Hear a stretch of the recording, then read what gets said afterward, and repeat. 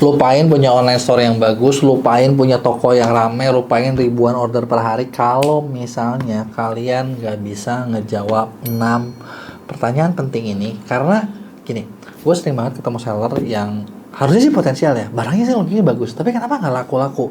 Ternyata begitu dilihat, ada hal-hal basic atau hal-hal mendasar yang dia tuh nggak ngerti dan dia nggak bisa ngejawab. Jadinya barang yang bagus, potensi yang gede gitu kan, yang pernah bisa dapat order banyak itu hilang gara-gara karakternya belum siap buat kayak gitu. Pertanyaannya apa aja? Sebelum gue mulai, buat kalian baru nonton, jangan lupa buat klik tombol subscribe-nya dan aktifin lonceng notifikasinya ya. Kita bakal masuk ke pertanyaan pertama. Kenapa saya mulai jualan? Nah, kenapa sih gue tanya pertanyaan ini? Karena gini, kalian tau gak sih, gue banyak belajar. Kalau misalnya nih, lu mau mulai sesuatu pertanyaan yang perjalanan yang jauh, lu harus kuat dulu fondasi dasarnya. Kalau fondasi dasarnya nggak kuat, itu tidak akan pernah bisa nyampe gitu ya. Banyak sih kayak misalnya, nggak usah ngomong, banyak tokoh-tokoh besar yang ngejawab kalau ternyata why, kenapa alasan kita memulai itu adalah yang paling penting. Gitu, bahkan nentuin kayak 90% keberhasilan itu dari lu why-nya kuat apa enggak gitu ya. Nah, makanya kenapa ini yang gue tahu, coba kalau gue tanya kalian, kenapa sih lu mulai jualan online, alasannya apa sih gitu kan? Orang kan beda-beda kan. Nah, alasan lu itu nentuin. Karena gini, kalau alasan cetek cuma kayak ya udah biar gua nggak kelihatan nganggur aja. Kalau lu alasan jalannya cuma kayak biar gua nggak kelihatan nganggur, nggak mungkin toko lu bakal gede. Kenapa? Karena lu jualan cuma biar kelihatan pencitraan, bener nggak? Atau kenapa lu jualan online? Gue jualan online gara-gara gue nggak ada pilihan lain, gue mau cari kerja di mana-mana ditolak. Ya, kalau gitu pun alasan seperti itu nggak mungkin lo jadi sesuatu, jadi tokoh yang kuat gitu loh dan dalam jualannya gitu ya. Belum lama gue pernah ketemu satu seller. Ini gue kemarin ketemu di acara Shopee. Jadi gue jadi juri di acara Shopee Jagoan UMKM, dan seller ini menurut gue unik banget sih. Dia tuh dari daerah. Dia bikin brand sepatu gara-gara dia dulunya nggak punya sepatu. Dia jadi guru, terus gitu banyak anak murid dia nggak bisa beli sepatu gitu.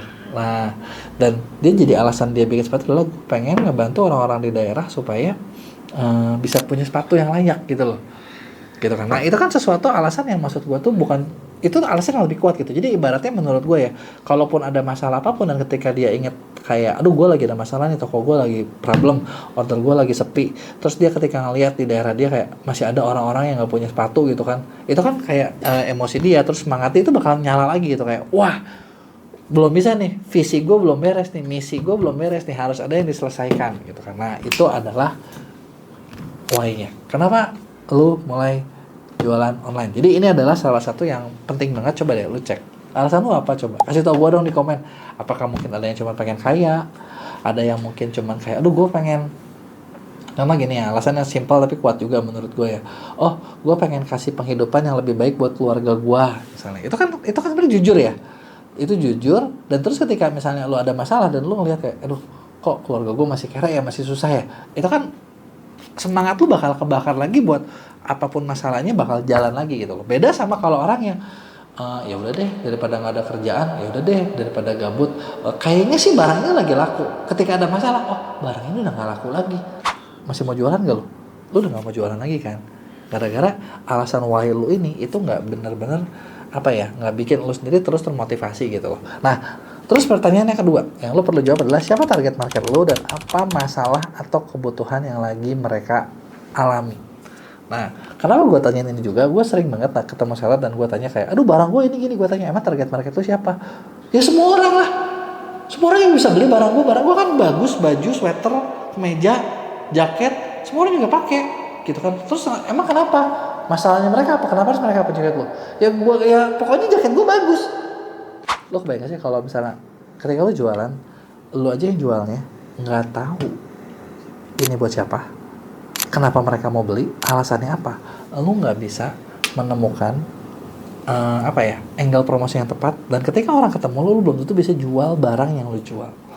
Tapi kalau misalnya lo ngerti, oke, gue tahu target market gue adalah misalnya para guru. Masalah mereka apa nih? Guru ini ternyata harus udah ngajarin murid capek-capek dan ternyata bayarannya kurang. Makanya aku punya solusi nih. buat guru misalnya. Itu kan hal-hal yang sesuatu yang beda ya, bener nggak? Nah, di situ ketika kita udah tahu merekanya siapa, masalahnya apa, kita bakal lebih mudah buat bikinin solusi. Dan ketika misalnya barang lo nggak laku, lo sambil pikir lagi, bentar, kenapa ini nggak laku ya? Oh, jangan-jangan kayaknya mereka masalahnya udah nggak cocok nih, atau jangan-jangan mereka nggak tepat nih, mereka nggak ini nih. Dan lo bakal gampang banget buat nemuin cara buat memperbaiki bisnis lo ketika ada sesuatu yang nggak berjalan. Tapi ketika misalnya target market aja nggak tahu, masalahnya mereka nggak tahu, kebutuhannya mereka nggak tahu, ya ketika kalian nggak laku, kalian cuma bakal mikir apa?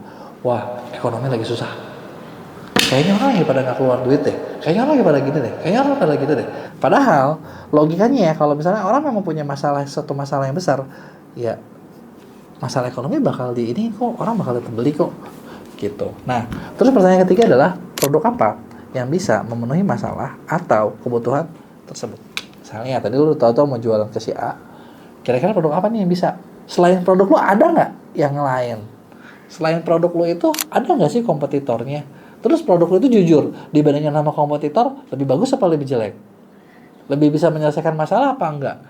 Atau jangan-jangan produk lu tuh ya sebenarnya biasa-biasa aja sih, sama kompetitor kalah, sama ini kalah, sama itu kalah. Berarti kan kalau di situ kalian udah banyak kekalahan kan, bener nggak? Kalau banyak kekalahan gimana? Ya udah, berarti bisa nggak dirombak dulu produknya? Nah, ketika ngerombak produk, berarti kan ngulang lagi sesuatu dari awal, bener nggak? Makanya gue tanya di awal, alasan lu jualannya apa? Nah, kuat nggak?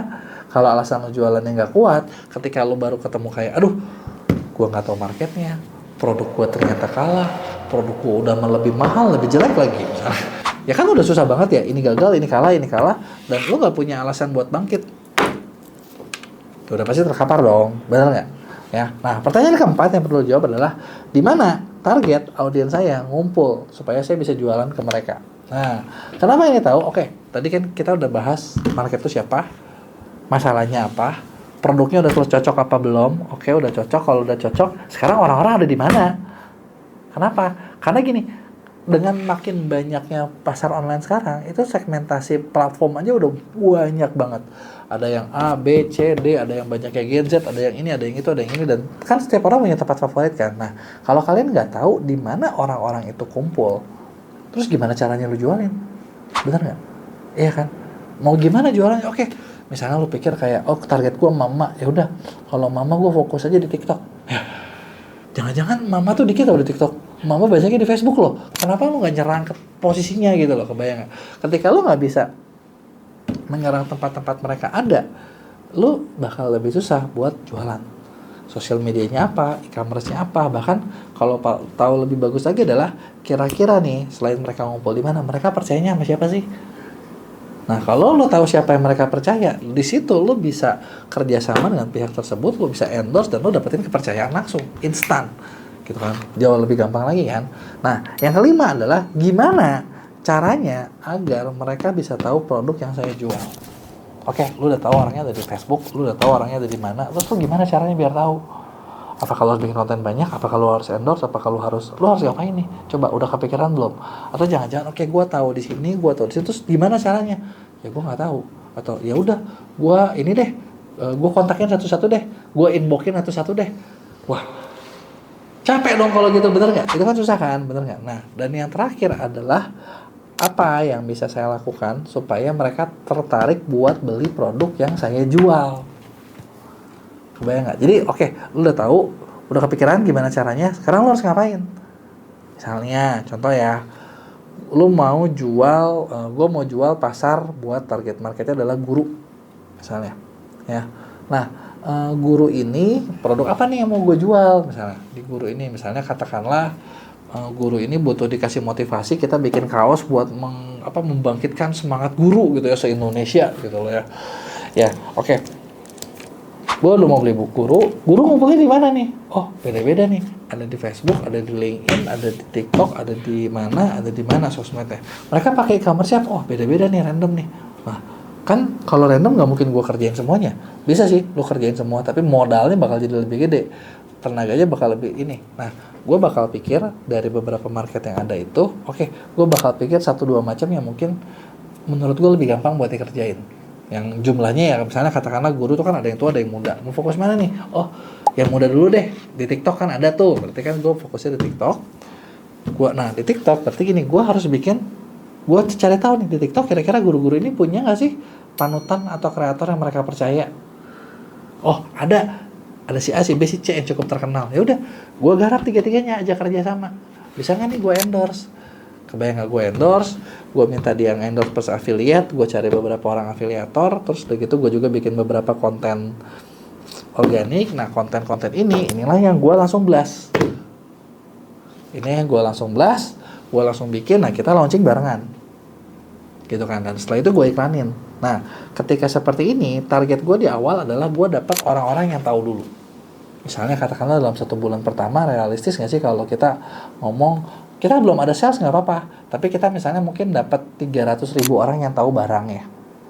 Nah dari 300.000 itu logikanya kan nggak mungkin semuanya nggak suka kan. Ada yang interaksi, ada yang nanya, ada yang suka. Dari 300.000 itu mungkin bisa dapat katakanlah 5% yang lagi mikir-mikir. 15. Jadi 300.000 kali 5%, artinya ada 1.500 orang yang lagi mempertimbangkan. Udah ada yang check out belum? Kalau udah 1.500, logikanya pasti ada 1-2 yang penasaran. Ya kan? Karena kan udah angkanya udah besar.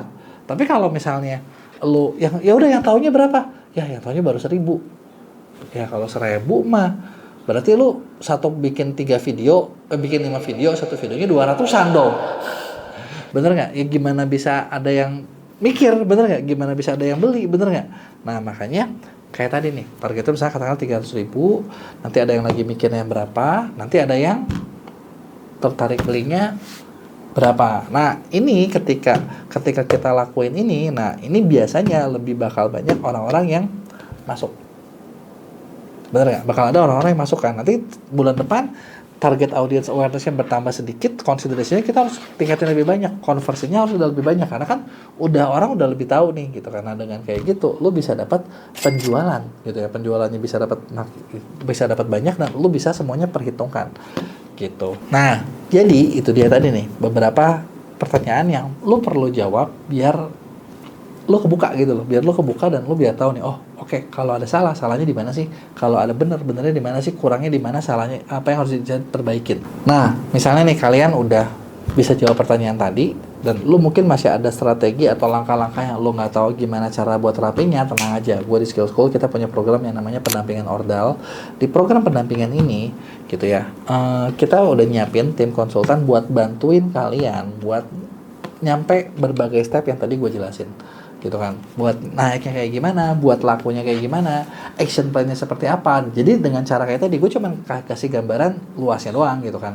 Nah detailnya itu ada di program pendampingan. Jadi buat lo yang mau, lo bisa klik di link deskripsi gue buat ngobrol sama tim gue gimana caranya biar kalian bisa dibantuin di program pendampingan ordal ini tadi ya. Kalau ada yang bertanyain, gue pengen tahu juga pendapat kalian, tulis di komen, jangan lupa buat like dan share.